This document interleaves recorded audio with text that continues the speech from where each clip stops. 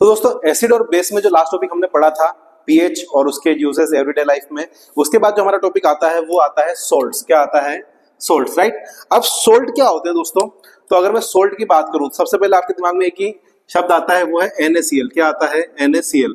NaCl क्या होता है? अपना कॉमन सोल्ट। क्या होता है? Common salt. अब कॉमन सोल्ट का जो मतलब होता है, जो आप खाने वाला जो नमक यूज करते हो ना डेली, जो क्रिस्टलाइन दानेदार जो चीज आती है, वो क्या होता है? आपका कॉमन सोल्ट होता है, उसे हम बोलते हैं NaCl, राइट। अब कभी भी जब सोल्ट का फॉर्मेशन होता है तो उसमें दो चीजें होगी, एक होगा एसिड और दूसरा होगा बेस। क्या होगा? एक होगा एसिड और दूसरा होगा बेस। एसिड प्लस बेस मिलके क्या बनाते हैं? हमेशा सोल्ट एंड वाटर। क्या बनाते हैं? Salt and water. और इस रिएक्शन को हमने क्या बोल दिया था? Neutralisation reaction. इस रिएक्शन को हमने क्या बोल दिया था? Neutralisation reaction, right. अब NaCl की बात करें तो जो NaOH होता है, सोडियम हाइड्रोक्साइड, राइट, ये स्ट्रॉन्ग बेस होता है, इसे अपन एल्कलीज भी बोलते हैं। क्या बोलते हैं? एल्कलीज। जब ये रिएक्ट करता है स्ट्रॉन्ग एसिड हाइड्रोक्लोरिक एसिड से, तो यहाँ पर जो इसका H है ये किसके साथ चला जाएगा? OH के साथ, और Na के साथ जुड़ जाएगा Cl के साथ। तो हमारा जो प्रोडक्ट बनेगा वो बनेगा NaCl प्लस H2। क्या बन जाएगा हमें?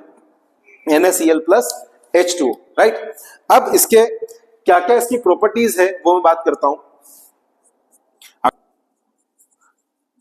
कॉमन सोल्ट की क्या क्या प्रॉपर्टीज है उनकी अगर मैं बात करूं तो जनरली जो है इसका कैसा होता है? क्रिस्टलाइन, दानेदार होता है। कैसा होता है? ये फर्स्ट लिखेंगे, इट इज क्रिस्टलाइन। क्रिस्टलाइन, है ना। कैसा होता है? ये दानेदार होता है। दूसरा अगर मैं बात करूं इसका जो नेचर होता है वो क्या होता है? हाइग्रोस्कोपिक। क्या होता है? हाइग्रोस्कोपिक नेचर होता है इसका। हाइग्रोस्कोपिक मतलब ये क्या करता है? पानी के साथ मतलब जल्दी से रिएक्शन कर लेता है, पानी सोख लेता है या पानी को आप अब्सॉर्ब कर लेता है, इसकी अब्सॉर्बिंग कैपेसिटी जो है वो अच्छी है, ठीक है। दूसरा क्या बोलेंगे? पहला बोलेंगे अपन क्रिस्टलाइन नेचर का है, दूसरा एक ऐसा होगा हाइग्रोस्कोपिक होगा, राइट। अगर मैं बात करूं रूम टेम्परेचर पे, तो रूम टेम्परेचर पे अगर इसकी सोल्यूबिलिटी की बात करें, किसकी बात करें? सोल्यूबिलिटी, है ना। सोल्यूबिलिटी जो होती है इसकी होती है दोस्तों, याद रखना, 35.8 ग्राम पर 100 ग्राम, पर 100 ग्राम, राइट। अगर आप 100 ग्राम पानी लेंगे तो उसके अंदर नमक जो है लगभग 35-36 ग्राम के आसपास जो नमक है उसके अंदर सोल्यूबल हो सकता है, उससे ज्यादा नमक उसके अंदर सोल्यूबल नहीं होगा। तो इसकी सोल्यूबिलिटी होती है। क्या है? तो प्रॉपर्टीज हमने पढ़ ली। अब जानते हैं दोस्तों यूजेस ऑफ NaCl के बारे में। Uses of NaCl।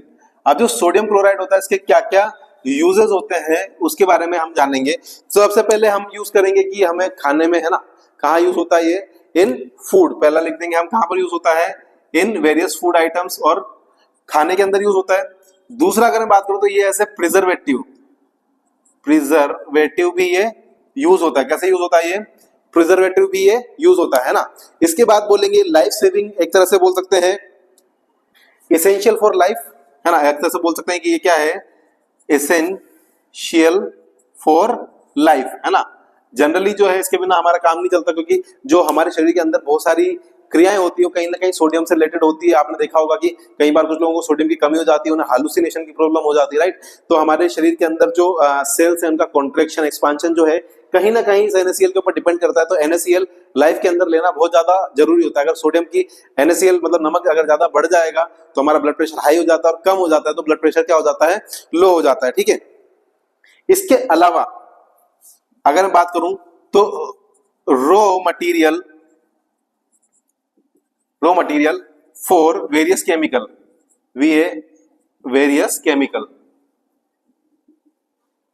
अब बहुत सारे केमिकल जो होते हैं, जैसे मान लेता हूं सोडियम कार्बोनेट, है ना, वॉशिंग सोडा जिसे अपन बोलते हैं, अभी पढ़ेंगे हम सोडियम बाइकार्बोनेट, है ना।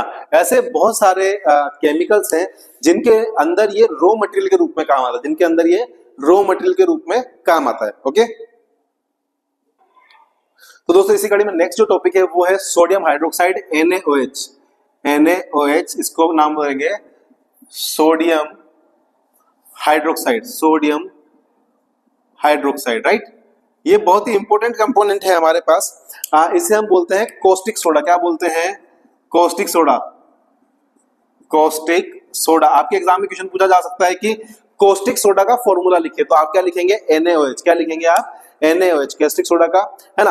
अब इसको हम क्या करते हैं? क्लोर एल्कली प्रोसेस के द्वारा, प्रोसेस का नाम याद रखेंगे, क्लोर एल्कली, क्लोर एल्कली प्रोसेस, है ना।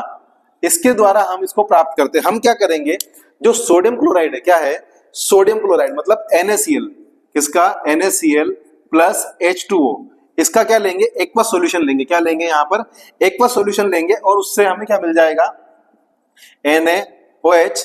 साथ ही अगर मैं बात करूं यहां पर, तो इसके साथ हाइड्रोजन गैस और chlorine gas, right.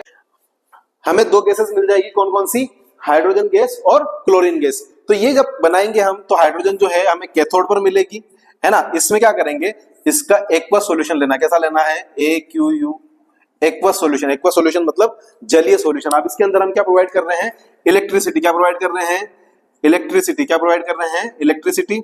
Electricity provide करेंगे तो एट कैथोड, जो कैथोड वाला पार्टिकल होगा, कैथोड, और वहां पर हमें प्राप्त होगा हाइड्रोजन गैस। कौन सी गैस प्राप्त होगी, हाइड्रोजन गैस, जिसका हम यूज कहां करेंगे, इंडस्ट्री में। कहां यूज करेंगे, इंडस्ट्री में, राइट। उसके बाद एनोड पे जो हमें गैस प्राप्त होगी वो होगी क्लोरीन गैस, जिसका हम करेंगे वाटर डिसइंफेक्शन में यूज। कहां करेंगे, वाटर डिसइंफेक्शन में, है ना। और उसके बाद जो हमें बीच में या उसमें प्रोडक्ट, एंड प्रोडक्ट के रूप में जो मिलेगा, वो मिलेगा हमें सोडियम हाइड्रोक्साइड। कहां मिलेगा, सोडियम हाइड्रोक्साइड। तो इसकी मेकिंग से ज्यादा जो इसके बाय प्रोडक्ट है हाइड्रोजन गैस और क्लोरीन गैस, वो ज्यादा इंपॉर्टेंट है। तो इसके यूजेस की बात करें तो जो क्लोरीन गैस है, इसके एक इंपॉर्टेंट यूज है ना। यूजेस की अगर मैं बात करूं तो जो क्लोरीन गैस है और NaOH है, ये दोनों मिलके क्या करते हैं, ब्लीच बनाते हैं। क्या बनाते हैं, ब्लीच। जो कपड़ों की रंगाई छपाई में जो काम आता है ना, तो वहां पर जनरली इसको यूज करते हैं हम, और ब्लीचिंग पाउडर के अंदर भी हम इसको यूज करेंगे। तो ये दो इसके मतलब कपड़ों का जो ब्लीच करते हैं हम, उसके अंदर हम इसका यूज कर सकते हैं। आई होप आपको अच्छे समझ में आया होगा। अगर समझ में आया तो प्लीज सब्सक्राइब कर दीजिए। Thank you so much. मिलते हैं नेक्स्ट लेक्चर में।